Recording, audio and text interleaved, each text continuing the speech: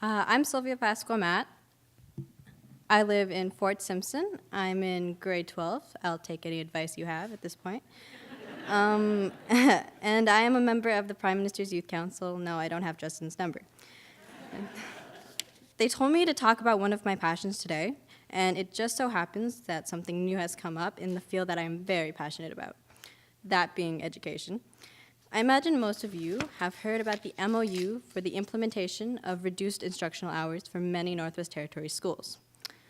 And if you don't, I'll summarize very quickly. What happened was two teachers did a study within the Northwest Territories, and they discovered that teachers didn't have enough time to prep, therefore students didn't have fully developed classes. All of a sudden, this plan came up to reduce the hours, and parents weren't really consulted, so they were they were outraged about it. So they have to accommodate for their child a couple Monday mornings a month, and they also weren't included in the implementation or decision, which they should have been. We commonly forget to think about the individual in the equation, that a movement is a community effort. Home life is so important to a child's development that sometimes I'm surprised that we forget when we do studies on education.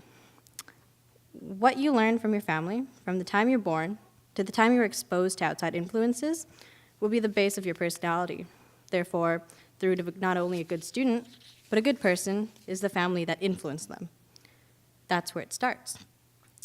We also miss that the most important stakeholders, the students themselves, that haven't been consulted. I am very nervous, if you can tell. There are a lot of brilliant people in my school that have a hard time flourishing because they are in an environment that views education as just a responsibility. It's not viewed as a right or a privilege. It's not, oh, my bad. Students aren't told that they have the right to equal opportunities, which they do not receive in smaller communities, nor do they realize they exist. You cannot receive the same classes, clubs, activities, or voice without a full community effort, which is extremely hard to get. For example, I've always wanted to play the drums. I think they're really cool. But I haven't had the opportunity to see a set nor play them. A lot of times we jump too fast before we grasp the complexity of low graduation rates and low post-secondary rates. But not jumping at all is a shame. I'm all about change, with the exception of climate change. But I also advocate for finding common ground, something that people aren't always searching for. With the diversity in Canada, it's time we recognize it and prepare tailored programs that promotes the heritage, the people, and the pure beauty of each ecosystem that works with the communities, not just within them. Living in a place for so long can make you forget how unique the people and places are. Canada is not the same from coast to coast. As a youth, I can tell you that sometimes it feels very restricting when you have all these rules and regulations put forward telling you can't do things.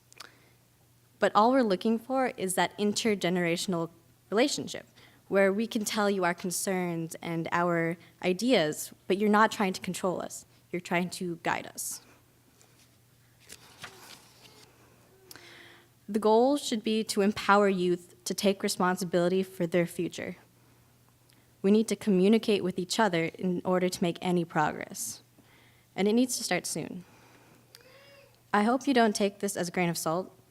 And I hope you you don't leave this saying, that was a really great talk, and then never talk about it again.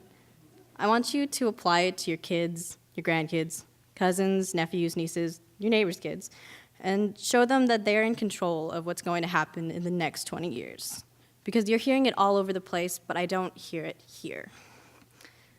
That's all that I have for you today. Thank you for listening, and thank you for taking part in the conversation.